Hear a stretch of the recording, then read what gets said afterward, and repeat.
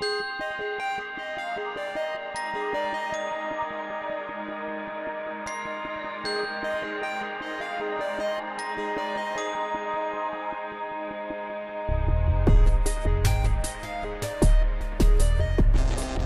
Scotland, Learning Link Scotland, Scottish Community Development Centre worked in partnership to deliver the project last year. And it came from strategic discussions at the Community Learning and Development National Workforce Development Group. And clearly, in a digital age, digital technology has a big part to play in communication and in learning. And the project started from 3 partners with support offered by Education Scotland, who have played a big part in funding for today too, as part of the upskilling programme managed by Education Scotland and funded by the government. So what that did was it provided a really full picture of new technologies and social media used in current practice, skills in the sector, barriers faced by managers and workers. There's been very positive feedback from participants in the project, and the reference group worked with partners to make a number of key recommendations based on project findings. And this will all emerge during the day. The second phase will extend this upskilling opportunity and the platform to share new technologies practice to about 200 delegates across the country. The important thing for today is that a lot of you are senior managers and therefore in a position to make key decisions to push this whole area forward. Because what we were hearing from the feedback is that, well, it's okay, I want to use social media, but my manager's a bit of a blockage there. Whether that's true or just a perception isn't important. The fact is that we need senior managers to champion this and take it forward. You're going to hear lots of interesting input. There's a lot of opportunities, though, to really participate through the interactive sessions. You'll share your comments and thoughts also through supported discussions using social media. The hashtag is DACLD13. So all of that is there.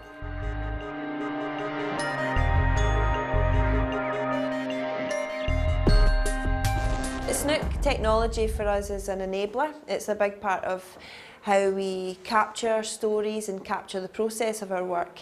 We also work with organisations to help them imagine the possibilities of technology. I work with a range of freelancers on specific projects. So we have social reporters, website developers, social media strategists.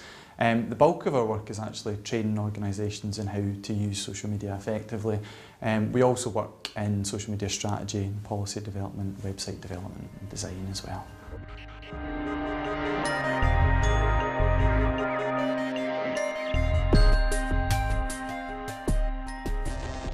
Today we're showcasing a particular project that we've been working on in Lead Scotland. We're always striving to find innovative ways of getting people online, gaining confidence and competence. So we wrote a credit-rated course called Thinking Digitally, which enables people to create their own sort of web-based artefact. And in doing so, they're building communication skills, collaboration skills, and getting together on an online environment. Adobe Connect, which we had a live link-up during the programme. We linked up with a volunteer in Greenock. We linked up with him and to showcase the work of the project and the online environment in action. I'm a Lead Scotland volunteer. I was here to pass on my experiences of actually doing the course as a student, so passing on what went well and the journey, to use the modern word, that you go on from going, wait a minute, what that I can do? Where do you click there? What does that do? And then getting more into it, at the end of the course, we're just chatting away. We're losing the kind of confidence, we're losing the focus that it's not in an online environment. It's as if the guy's sitting right next to you. We've developed an e-portfolio system and we've already got a lot of web-based resources, and so a lot of the tools are there. As long as you've got the basic software installed, as long as your computer's got a webcam, you can take part. And that's fantastic.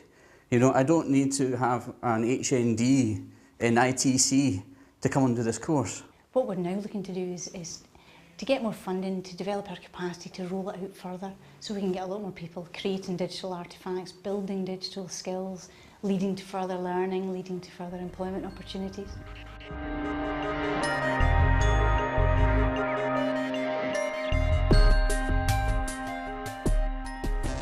My kind of definition of pimping your online presence is communicating as clearly and cleverly as possible who you are, and what you're offering to the world so that you stand out and are remembered. In my opinion, I don't know what you all think about this, I'd like to hear your opinion, but I kind of think we all now have to do this. We all have to kind of get in there and compete. This idea of personal and professional lives becoming blurred when we're online. I'm quite protective about those spaces not crossing, but I think that can limit me in my use of social media a bit as well. Does everyone else feel similar to that, about the lines, not wanting the lines to cross? Who I am as a person is who I am as an employee of the charity, is who I am beyond my employee. So also be very careful. My employer and one organisation that I work for, I volunteer with, monitor my accounts. So do you, when you tweet as yourself, do you kind of say these aren't my employees' views, or do you do anything? Some people do that. Or Doesn't make a difference. Doesn't make It's sense. a waste of characters. I think it's more about the personality rather than the personal and the professional. It's the personality you want to bring over, whether you're tweeting in a personal capacity or a professional capacity. But I do think that there should be a divide. So in terms of a balancing act between being useful and engaging, it is a difficult thing. Some people feel like chasing the media is becoming almost like part of the job, and they feel that seems a bit unfair in terms of ethically and in terms of real stories not being heard.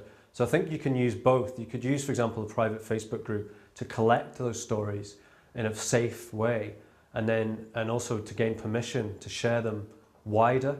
In terms of popularity, I mean, it is about being useful and valuable. And there is a risk inherent in that. I think everyone has to kind of, to some extent, allow experimentation, because otherwise, nothing would ever happen. And people were very concerned that they were being given too rigid a kind of guidelines before they went in there. But at the same time, clear guidelines are necessary so they can feel comfortable in what they're doing.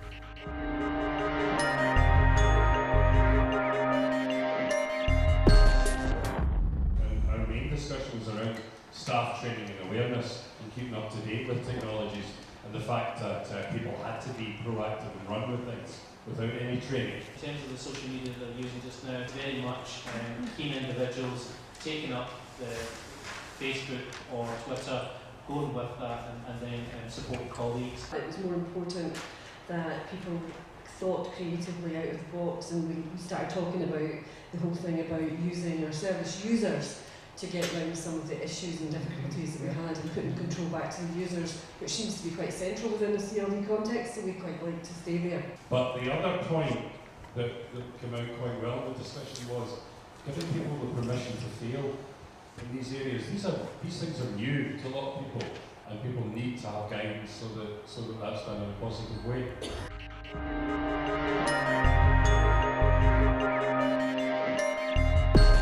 I think digital is transforming the way we live, work, learn and play. I talked about 3D printing, that is revolutionising the way that young people learn and the way they make, the relationship they have with materials and objects, and that's something that, youth workers and social workers in this whole sector really need to start being part of and embrace, and think about what the implications of those new technologies are on the work that they do.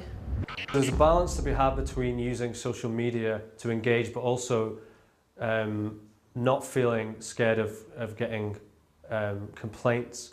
And in the end, it's about being useful to the people that you're actually there to help. And you can do that privately as well as publicly. So it's about maybe thinking about that a little bit differently. It's not about spending thousands of pounds on developing some bespoke social media network. That we need to use the platforms that people are already engaging on, whether that's Facebook or Twitter, whether it's a forum, whatever it happens to be. We need to go where they are. We shouldn't build something and expect that they'll come to us. We're really passionate about widening access to learning, and so therefore it has to be accessible to disabled people, pan impairment, because it's about skills development, learning how to use such a variety of web-based tools that they'll take beyond the course. It's about active learning, that somebody will continue beyond the course, and having accessibility is key.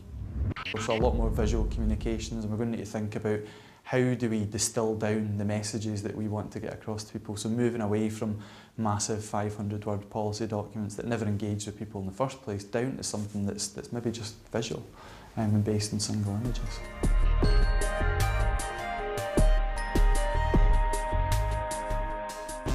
The overall message for me is that the digital age is here.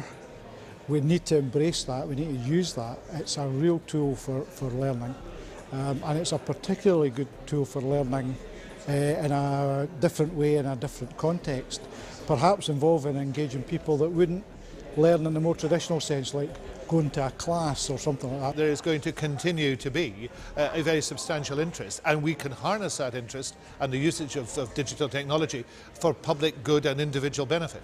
Well, that's what we need to do. We can deliver government services better, we can make sure that there is enhanced access to learning, and we can also make sure that there is a growing together of communities through digital activity. So all those things are great.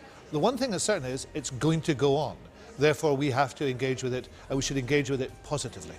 We are in the digital age. 21st century is very much characterised by that. Most people have got some kind of device that they can use. So for me, it's about using digital technology, digital learning, to make services better, make Scotland a better place in which to live and learn.